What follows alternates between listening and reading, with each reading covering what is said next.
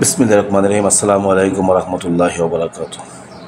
আশা করি সবাই ভালো আছেন, আমিও ভালো আছি। তবে মনটা তেমন একটা ভালো না। কেননা আপনারা তো জানেনই যে আমরা প্রবাসী। অনেক সময় আমাদের মন ভালো থাকে না যখন শুনি যে আমাদের পরিবার পরিজনের কেউ চিরবিদায় নিয়ে নিয়েছে কিংবা দুনিয়া ছেড়ে চলে গেছে।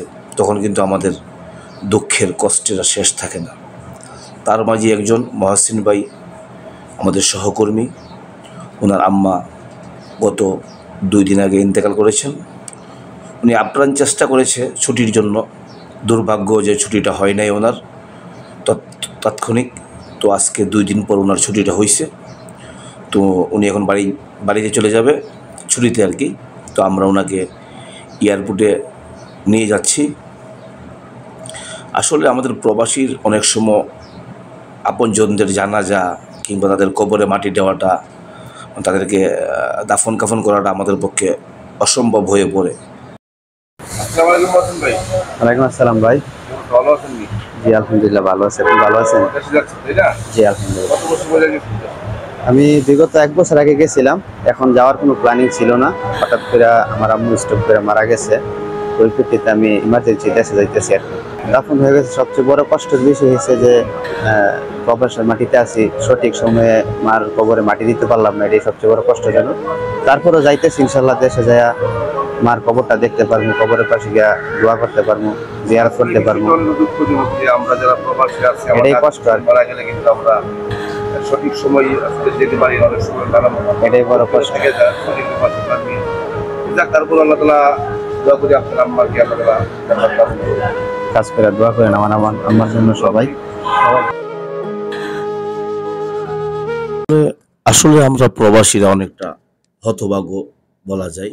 কেননা আমরা কিন্তু যে মানুষগুলো আমাদেরকে কুলে পিটি করে মানুষ করেছে, আমাদেরকে আদর যত্ন করে বড় করেছে, আমাদের বাপ মা ভাই বোন, অনেক সময় আমরা তাদের শেষ বিদায়টুকু দিতে পারি না।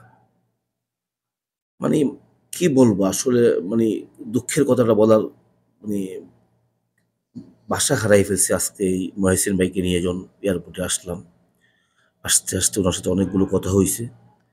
উনি হচ্ছেন ওনার বাপ মার একমাত্র ছেলে সন্তান। কিন্তু ওনার আফসোসটা হচ্ছে যে আমি শেষ বিদায়টা আমার মাকে দিতে পারলাম না। অল্প বয়সে বাবা হারালাম, আর মাকে নিজ হাতে যে দাফন কাফন করবো সেই সুযোগটা আমি পেলাম না। আসলে আমরা প্রবাসীরা কতটা না দুর্ভাগ্য, তাই না? তো প্রিয় দর্শক, আমরা সবাই মহসিন ভাইয়ের জন্য দোয়া করি এবং মহসিন ভাইয়ের পরিবারের জন্য দোয়া করি।